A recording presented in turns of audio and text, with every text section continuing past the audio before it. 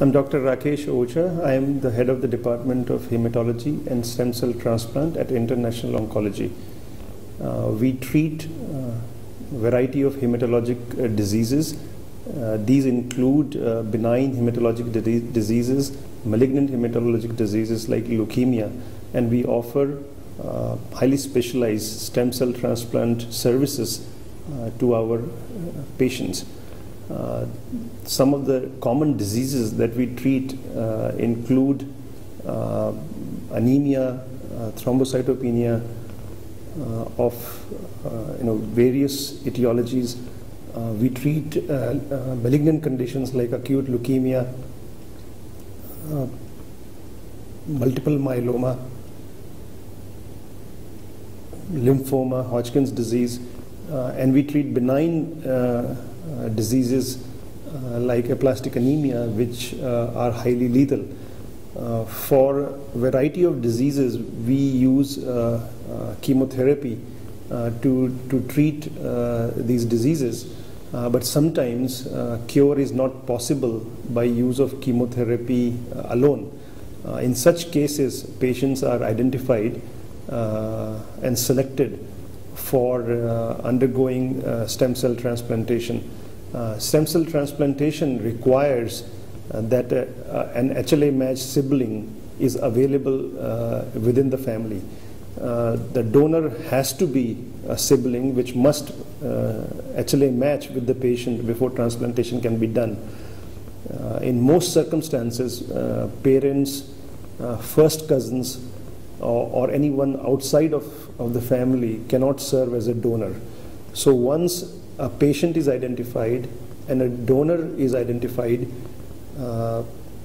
transplantation can be a possibility to get rid of the disease. Before transplantation can happen, patients and the donor, they undergo a variety of testing to make sure that they are eligible for transplant, that the patient is reasonably fit to undergo high doses of chemotherapy required.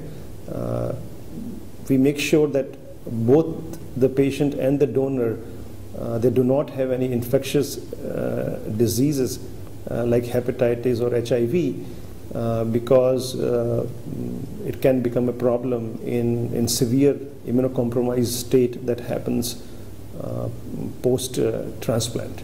So once a patient is identified, a donor is identified, and they undergo somewhat rigorous selection criteria, they are admitted to the hospital for close to a month.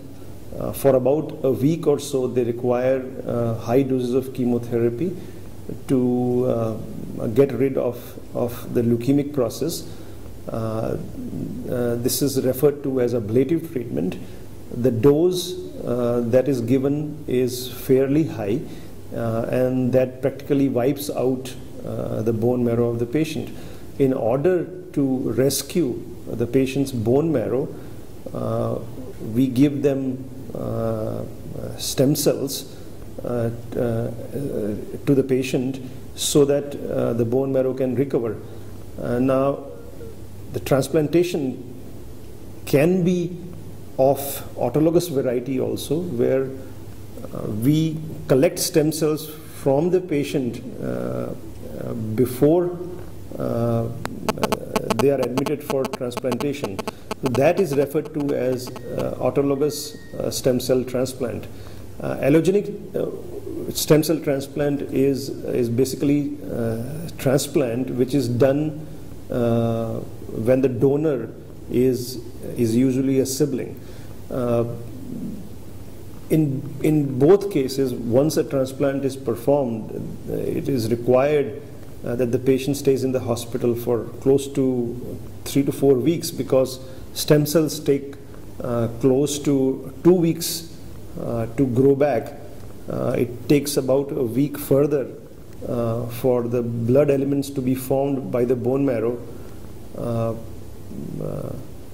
and a week beyond that it is required to get free from transfusion requirements, free from infections before the patient is eventually discharged. Post-transplant follow-up has to be very close, at least for first 3 months, because this is a very high-risk period, and patients are at risk of getting infections and certain complications, like immunologic complications like graft versus host disease in allogenic transplants. So even after a patient is successfully discharged from the hospital, close to 3 months post-transplant is a fairly high-risk period, requiring very close follow-up in the OPD, which is almost on a weekly basis. Beyond that, after first 100 days, the follow-up gets less intense. It can be usually every 2 weeks or so for up to 6 months before patient achieves stability, and then we reduce the follow-up to up to a monthly basis. Now, the follow-up required in allogenic transplantation is much more intense, but in autologous transplant, after 3 to 4 months or so, the degree of follow-up, the requirement of follow-up is much less intense than in allogenic transplants.